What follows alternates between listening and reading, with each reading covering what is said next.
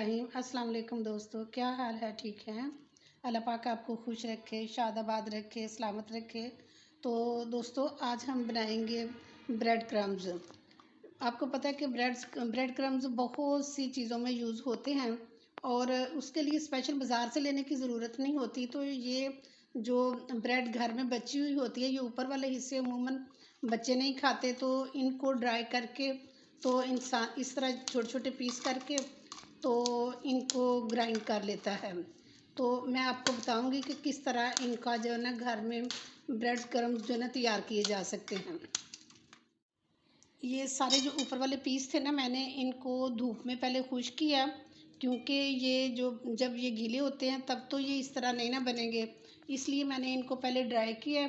और अब इनको ये देखा मैंने छोटा छोटा कर लिया। अगर हाथ से थोड़ी प्रॉब्लम हो तो इसको दस्तरखान में डाल के तो बेशक उसके साथ बेलन के साथ छोटा छोटा कर लें या हाथ से कर लें। तो मैं इनको ग्राइंड करती हूँ। बिस्मिल्लाह।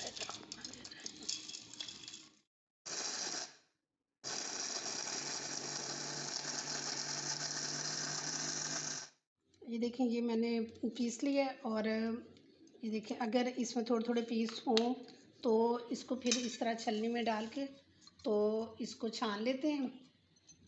ये साफ़ जो है ना ब्रेड क्रम्ब बीच में से निकल आएंगे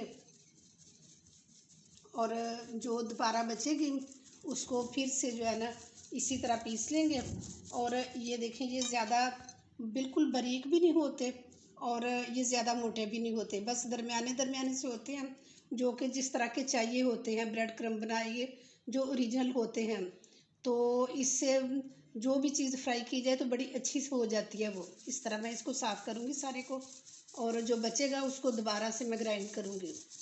ये इतना सा बच गया और ये मेरा सारा जो है ना वो बन गया। इसको दोबारा से मैं इसमें डालूँगी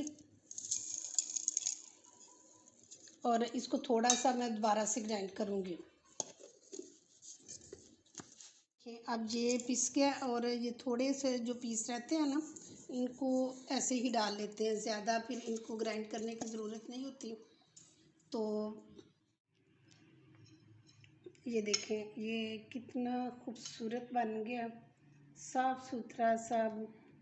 तो ये बच्चों के लिए तो अक्सर चीज़ें बनती रहती हैं और ये बहुत काम आता है। इसके अलावा रस जो होते हैं उनका जो चूरा होता है उससे भी बन जाता है, और ब्रेड तो रोज़ाना आती है, तो इस वजह से मैं तो ज़्यादातर ब्रेड का ही बनाती हूँ। तो दोस्तों ये थी मेरी आज की वीडियो। अगर मेरी वीडियो पसंद आई है तो प्लीज़ मेरे चैनल को ज़रूर सब्सक्राइब करें। अगर आपने सब्सक्राइब किया हुआ है तो आपका बहुत शुक्रिया। तो मेरी जो वीडियोज़ हैं उनको लाइक किया करें, शेयर किया करें। तो इसके साथ ही मैं आपसे इजाज़त चाहती हूँ। इंशाल्लाह नेक्स्ट किसी बहुत अच्छी दूसरी वीडियो के साथ दोबारा आपकी खिदमत में हाज़िर हो जाऊँगी। तब तक के लिए इजाज़त दें। ओके जी, अपना बहुत ख्याल रखना। अल्लाह हाफिज़।